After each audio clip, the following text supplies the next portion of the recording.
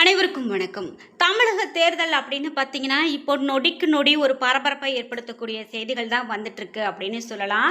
அதாவது இப்போ தேர்தல் முடிந்து அந்த முடிவுகள்லாம் வந்ததுக்கு பிறகு கூட ரொம்பவே மகிழ்ச்சியான இருந்த நேரத்தில் அவர்களுக்கு 118 இடங்கள் வேணும் அப்படிங்கிற ஒரு அடிப்படையில் தற்போது தலைவர் பதவி, அதாவது முதல்வர் பதவி ஏற்பதில் சிக்கல்கள் ஏற்பட்டிருக்கக்கூடிய நிலையில் நொடிக்கு நொடி ஏதேதோ செய்திகள்லாம் வந்துக்கிட்டே இருக்குது. அதில் முக்கியமாக அதிமுக மற்றும் திமுக இவர்கள் இணைந்து இவர்கள் கைகோர்க்க போகிறாங்க, இவர்கள் தான் இணைந்து அடுத்தது கூட்டணி போட போகிறாங்க அப்படிங்கிற செய்தி தான் இப்போ ரொம்ப பரபரப்பை ஏற்படுத்திட்டு இருக்கு. இதெல்லாம் என்ன தகவல், மேலும் இந்த தமிழக அரசியல் பற்றி இப்போ என்ன நிலவரம், முதல்வராக பதவியேற்கக்கூடிய விஜய் முதல்வராக பதவி ஏற்பாரா, இதனால் இருக்கக்கூடிய இழுபறிகள் என்ன, இதையெல்லாம் நம்ம தொடர்ந்து இந்த வீடியோவில் பார்க்கலாம். வீடியோவை ஸ்கிப் பண்ணாமல் பாருங்கள். நீங்கள் இதை பற்றி என்ன நினைக்கிறீங்க, உங்களுடைய கருத்துக்களை கமெண்ட் பாக்ஸில் பதிவிடுங்க.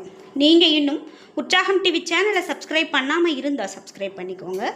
கூடவே இருக்க பெல்லைக்கான மறக்காமல் கிளிக் பண்ணிடுங்க. வாங்க வீடியோக்குள்ளே போகலாம்.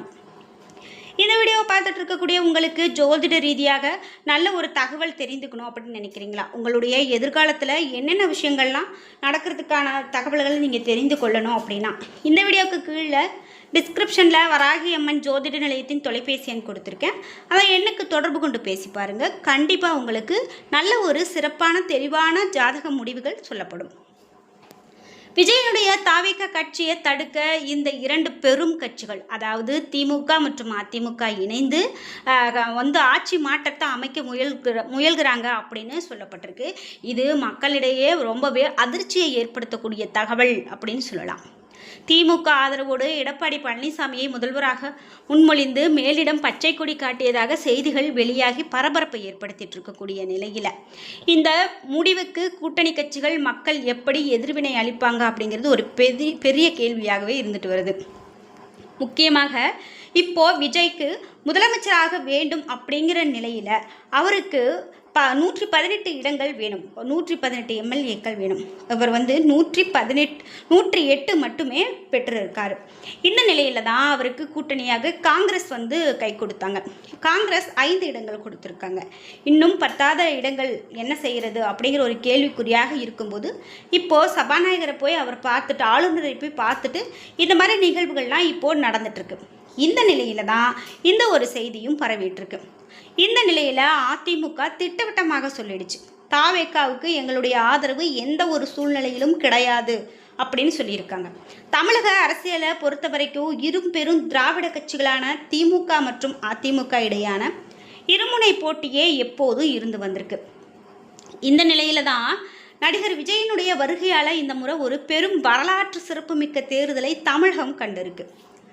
அதாவது எத்தனையோ கட்சிகள் இருந்து கூட இந்த இரு பெரும் கட்சிகளை உடைக்க முடியாமல் மாறி மாறி இவர்களே பல ஆண்டுகளாக ஆட்சி செய்துட்டு இருக்கக்கூடிய நிலையில் தற்போதைய 2026ஆம் ஆண்டு நடந்த இந்த தேர்தல் அப்படிங்கிறது பெரும் புரட்சியான ஒரு தேர்தல், மிகவும் மாறுபட்ட ஒரு தேர்தல் அப்படின்னே சொல்லலாம். தேர்தலுக்கு பிந்தைய கருத்து கணிப்புகளின்படி விஜய் ஒரு முக்கிய காரணியாக இருந்தாலும் கூட தமிழகத்தில் முதலமைச்சர் மு க ஸ்டாலின் திமுக மீண்டும் ஆட்சிக்கு வர வாய்ப்பு இருக்குது அப்படின்னே தேர்தல் கணிப்புகள் சொல்லியிருந்தது. ஆனால் மிகப்பெரிய ரசிகர் பட்டாளமும் இளைஞர்களுடைய செல்வாக்கும் இந்த தேர்தலில் விஜயை ஒரு கணிக்க முடியாத சக்தியாகவே மாறியிருக்கு அப்படின்னே சொல்லலாம். தேர்தலுடைய இந்த முடிவுகள் கணிப்புகளாக வெளி வந்ததோ அதற்கு அப்படியே மாறாக இப்போது நடந்திருக்கு அப்படின்னு சொல்லலாம். குறிப்பாக இந்த சூழ்நிலையில் 2026 சட்டமன்ற தேர்தலில் ஆளுங்கட்சியான திமுக மற்றும் அதிமுக இரண்டு கட்சிகளையும் ஓரங்கட்டிய தாவேகா கிட்டத்தட்ட சுமார் 35% வாக்குகளை பதிவு செய்திருக்காங்க. 108 தொகுதிகளில் வெற்றி பெற்று வரலாறு படைத்திருக்காங்க. 1967க்கு பிறகு திமுக அதிமுக அப்படிங்கிற பெரும் 2 கட்சி அல்லாமல் மூன்றாவதாக ஒரு கட்சி தனி பெரும்பான்மையை பெறுவது இதுவே முதல் முறை. மேலும் முதல் தேர்தலில் அதிக வாக்குகள் பெற எம்ஜிஆரினுடைய சாதனையை விஜய் முறியடித்திருக்கிறார் அப்படின்னு ஒரு தகவல் சொல்லப்பட்டிருக்கு. இந்த சூழ்நிலையில் விஜய் சட்டமன்ற தேர்தலில் 108 தொகுதிகளில் வெற்றி பெற்றாலும் பெரும்பான்மையை நிரூபிக்க தவறியதால் மாற்று கட்சிகளுடைய ஆதரவு தாவேகாவிற்கு தேவையாக இருக்குது. இந்த நிலையில தான் 5 தொகுதிகளை வைத்திருக்கக்கூடிய காங்கிரஸ் தாவேகாவிற்கு ஆதரவு தெரிவித்து நாடாளுமன்ற தேர்தலும் தாவேகாவுடன் இணைந்து போட்டியிடுவதாகவும் ஒப்பந்தம் செய்திருக்காங்க.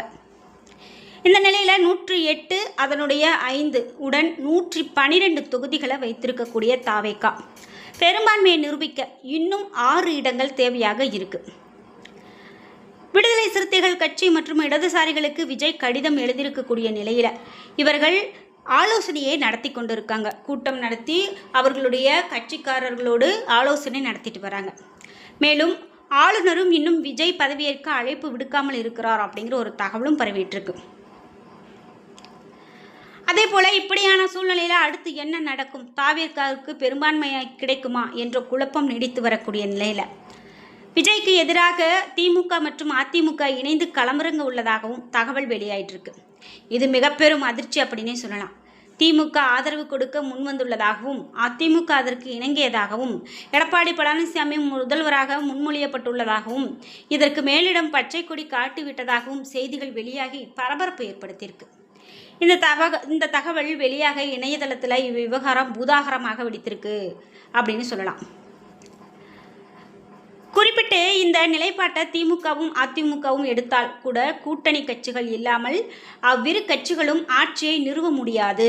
திமுக அதிமுகவோடு இணைய முடிந்தால் கூட கூட்டணி கட்சிகளான விசிக, இடதுசாரிகள், யூனியன் முஸ்லீம் லீக் கட்சிகள் எப்படி ஆதரவு கொடுக்கும் என்ற கேள்விகளும் முன்வைக்கப்பட்டிருக்கு. இதற்கெல்லாம் மக்கள் எப்படி ஒரு இது காட்டியிருக்காங்க அப்படின்னா பெரும் ஒரு எதிர்ப்பாகவே இருக்கும் அப்படின்னே சொல்லப்படுது. இந்த நிலையில தான் 2026 தமிழ்நாடு தேர்தல் பரபரப்புக்கு பஞ்சம் இல்லாமல் நகர்ந்து வருகிறது அப்படின்னு சொல்லலாம். அதில் திமுக 133 இடங்களை கைப்பற்றியிருந்தது. காங்கிரஸ் 18, விசிக 4, சிபிஐ அப்படின்னு சொல்லி ஒவ்வொன்றும் ஒவ்வொரு தலா இடங்களை பிடித்து ஆட்சியை பிடித்தாங்க அப்படின்னு சொல்லலாம். அதில் முக்கியமாக யாருமே எதிர்பார்க்காத ஒரு முடிவு தான் இந்த வருடம் வந்திருக்கிறது அப்படின்னு சொல்லலாம். இனிமே என்னென்ன மாற்றங்களை சந்திக்க போகிறாங்க அப்படிங்கிறத நம்ம ரொம்பவே பொறுத்திருந்து தான் பார்க்கணும். இந்த அரசியல் களம் அப்படின்னு பார்த்தீங்கன்னா ரொம்ப ஒரு பரபரப்பை ஏற்படுத்தக்கூடிய களமாகவே இன்று வரைக்கும் இருந்துட்டுருக்கு அப்படின்னு சொல்லலாம். இப்போது இன்னுமே ஆட்சி அமைக்கப்படாத நிலையில் இன்னும் என்னெல்லாம் நடக்க போகுது அப்படிங்கிற ஒரு சூடு பிடித்திருக்கிறது அப்படின்னு சொல்லலாம். இப்போ தான் ஒவ்வொரு கட்சிகளாக ஒரு மீட்டிங் போட்டுட்டு பார்த்துட்டு மக்களை சந்திச்சுட்டு இருக்கக்கூடிய பரபரப்பான நிலையில் அடுத்தது என்ன நடக்க போகிறது, என்னென்ன திட்டங்களை சொல்ல போகிறாங்க, எதெல்லாம் நமக்கு நிறைவேற போகிறது அப்படிங்கிறது மக்கள் ரொம்பவே எதிர்பார்த்து காத்துட்ருக்காங்க அப்படின்னு சொல்லலாம். முக்கியமாக இந்த 2026ஆம் ஆண்டு சட்டப்பேரவை தேர்தல் அப்படின்னு பார்த்தீங்கன்னா வழக்கமான தேர்தல்களை போன்று இல்லாமல் ஒரு தனிப்பட்ட முடிவை காட்டி இருக்கிறது அப்படின்னு சொல்லலாம். கடந்த 50 ஆண்டுகளுக்கும் மேலாக இருந்த கட்சி ஒரு மாற்றத்தை இப்போ கொண்டு வந்திருக்காங்க அப்படின்னு சொல்லலாம். இந்த அரசியல் வரலாற்றில் தற்போது வந்திருக்கக்கூடிய முடிவுகள் ஒரு பெரும் மாற்றத்தை உணர்த்துது அப்படின்னு சொல்லலாம். முக்கியமாக புதிதாக கடந்த 2 ஆண்டுகளுக்கு முன்னாடி தொடங்கப்பட்ட இந்த தாவேகா கட்சி சுமார் 108 தொகுதிகளில் வெற்றி பெற்றிருக்கு. 108 தொகுதிகளில் பெரும் வெற்றி பெற்று இப்போது மிக பெரும் ஒரு இடத்தை பிடித்திருக்கு. இந்த தாவேகா மிக பெரும் கட்சி அப்படிங்கிற ஒரு அந்தஸ்தை கூட இது பெற்றிருக்கு அப்படின்னு சொல்லலாம். அதாவது 3வது பெரும் கட்சியாக இப்போது இந்த இடத்தை பெற்றிருக்கிறது அப்படின்னு சொல்லலாம். திமுக அதிமுக முறையே 2வது மற்றும் 3வது இடங்களுக்கு தள்ளப்பட்டிருக்கு அப்படின்னு கூட சொல்லலாம். நடிகராக இருந்து அரசியல்வாதியாக மாறி விஜய் இப்போ தொடங்கியிருக்கக்கூடிய இந்த தமிழக வெற்றி கழகம் கட்சி பெற்றிருக்கக்கூடிய வெற்றி வாக்காளர்களுடைய முடிவுகள் மற்றும் அரசியல் எதிர்ப்புகளில் ஏற்பட்டு இருக்கக்கூடிய சூழ்நிலை இருந்தது அப்படின்னு சொல்லலாம். முக்கியமாக இந்த தேர்தலின் முடிவுகள் வெளிப்படுத்தக்கூடிய 5 முக்கிய அம்சங்களும் அவை மாநில எதிர்காலத்தில் ஏற்படுத்தக்கூடிய நீண்ட கால தாக்கத்தையும் நாம் இங்கு பார்க்கலாம். குறிப்பிட்டு தமிழக வரலாற்றில் இத்தனை ஆண்டுகளில் இதுவரைக்கும் கண்டிராத ஒரு தனித்துவமான தேர்தலாக அப்படிங்கிறத நம்ம முன்னாடியே பார்த்துட்டோம். முக்கியமாக கிட்டத்தட்ட அனைத்து அரசியல் நோக்கங்களுமே இந்த தாவேகா மக்களிடையே பரவலாக ஏற்படுத்திய தாக்கத்தை சொல்லலாம். முக்கியமாக அவர்கள் சொன்ன எந்த ஒரு நம்பிக்கையான வார்த்தைகளும் கண்டிப்பாக மக்களிடையே போய் சேர்ந்திருக்கிறது அப்படிங்கிறத நம்ம இதில் புரிஞ்சுக்க முடியும். தமிழ்நாட்டை பொறுத்த வரைக்கும் காங்கிரஸ் ஆட்சி கட்டில் இருந்து அகற்றப்பட்ட 1967ஆம் ஆண்டுக்கு பிறகு திமுக அல்லது அதிமுகவே ஆட்சியில் இருந்து வந்திருக்காங்க. தற்போது வரைக்கும் திமுக ஆட்சியில் இருந்து இந்த இரண்டு கட்சிகளும் மாறி மாறி இருந்த நிலையில தான் தற்போது தாவேகா எழுச்சியாக இப்படி வந்திருக்கிறது அப்படின்னு சொல்லலாம்.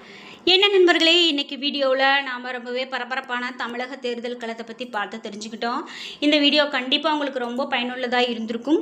வீடியோ உங்களுக்கு பிடிச்சிருந்தா லைக் பண்ணுங்கள், ஷேர் பண்ணுங்கள், கமெண்ட் பண்ணுங்கள். நீங்கள் இன்னும் உற்சாகம் டிவி சேனலை சப்ஸ்கிரைப் பண்ணாமல் இருந்தால் சப்ஸ்கிரைப் பண்ணிக்கோங்க. கூடவே இருக்க பெல் ஐக்கானை மறக்காமல் கிளிக் பண்ணிடுங்க. நன்றி வியூவர்ஸ்.